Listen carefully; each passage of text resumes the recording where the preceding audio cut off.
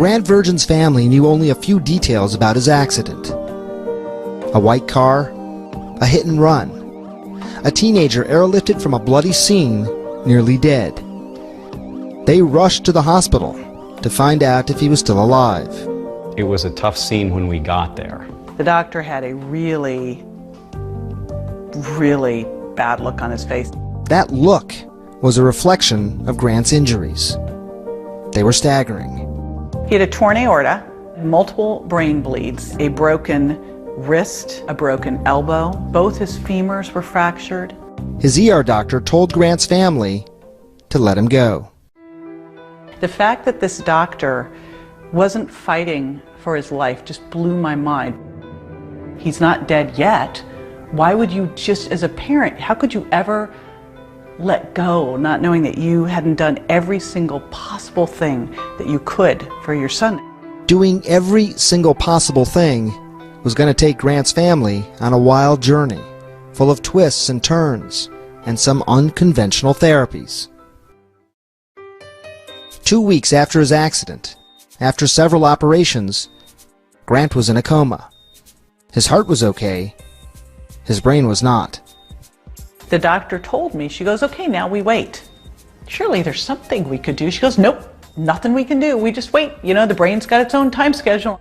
In what would become a theme, impatient, Grant's family swept aside that doctor's advice. First, they tried progesterone. That's a hormone that, according to early studies, may reduce inflammation in the brain. Soon afterward, his family says Grant began to speak. He'd say, let's go. He'd say, I want to go home. But he really just brief little, like, yes, no type of things, not big, long explanations of anything.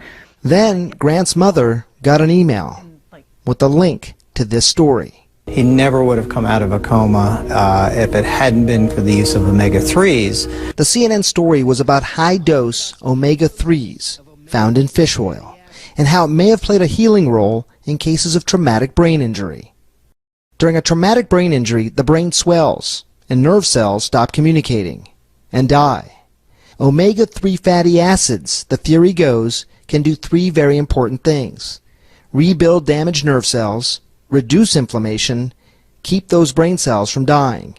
An analogy from one expert, a metaphorical fire being put out in the brain. When we look at severe brain trauma, we're looking at an inflammatory event. And obviously the one thing you want to do to basically treat brain trauma is to put out the fire.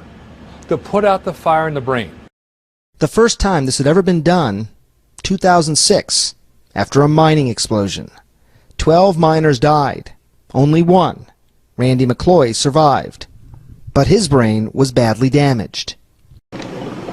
His team of doctors, including Barry Sears, figured this. About 30% of the brain is composed of omega-3 fatty acids. Giving McCloy a large dose of fish oil, which is rich in those fatty acids, might restore function. Dr. Julian Bales was McCloy's neurosurgeon.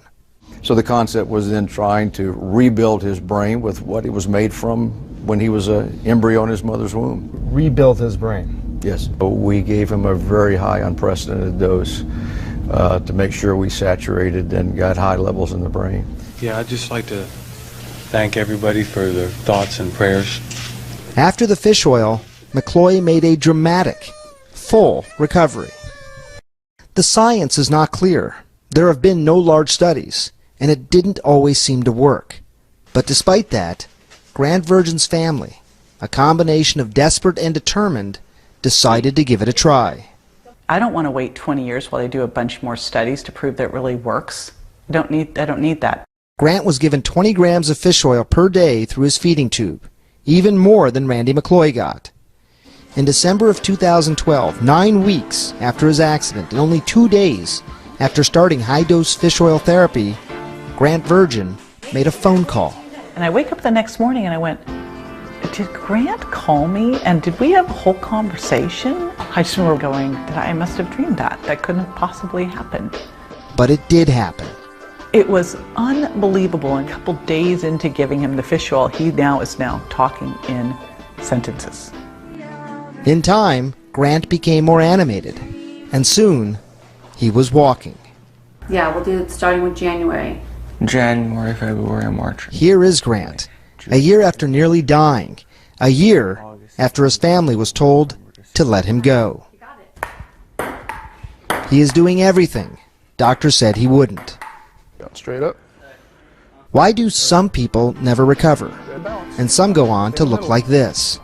We don't know for sure, but his parents believe something as simple as fish oil is a big reason why. It's amazing. I mean, okay, what if it didn't do anything? It certainly couldn't hurt. But what if you have this kind of result? Dr. Sanjay Gupta, CNN, reporting.